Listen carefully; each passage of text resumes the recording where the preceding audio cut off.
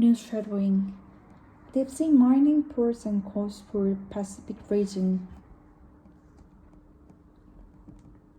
It started when a prehistoric shark lost a tooth. Over time, a few millimeters every million years or so, minerals formed around it and other bits of debris until they became potato-sized rocks.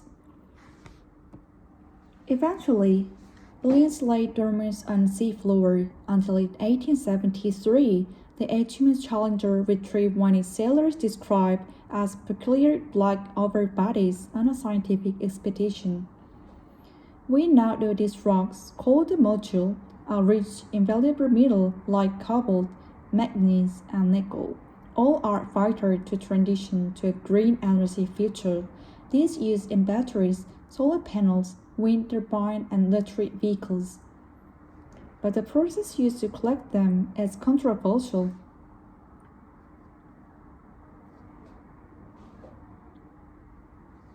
Mining companies have been testing technology to essentially suck up and retrieve this module and claim the environmental risks are limited. But some scientists warn using heavy machinery on ocean floor could cause irreversible damage to a part of the ocean we still know little about. People oceans are life sources. As a result, a lot of traditional cultures and customs have derived from ocean. We really need a lot more time to be doing a proper science and proper work to better understand this unique space. At the moment, countries only have the right to extract minerals from their own waters. Mining international water is covered by a UN body called the International City Authority, or the ISA, in order for companies to exploit the vast swathe of ocean outside of territory waters.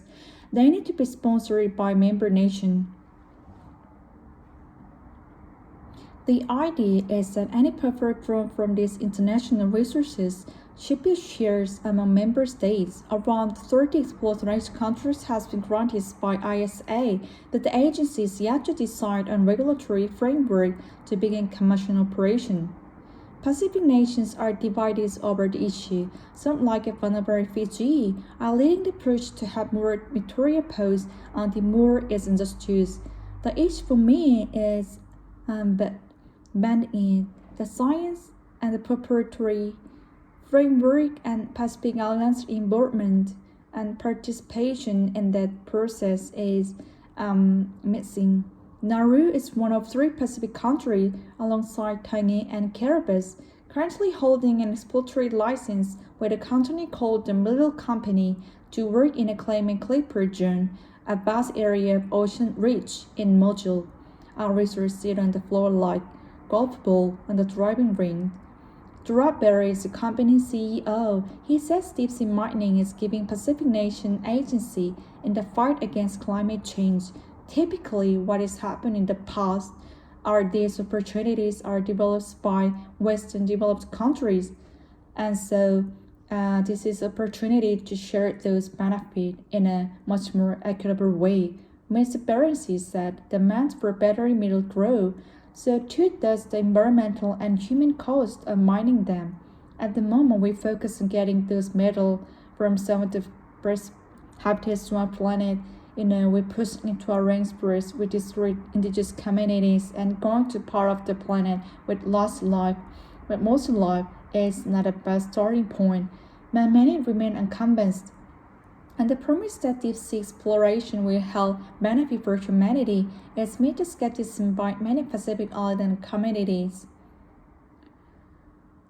Prior to atomic bomb tests on Coney Atoll in 1946, 167 islanders agreed to leave their home after assurances by a military governor that tests would turn the great destructive foe into something good for mankind.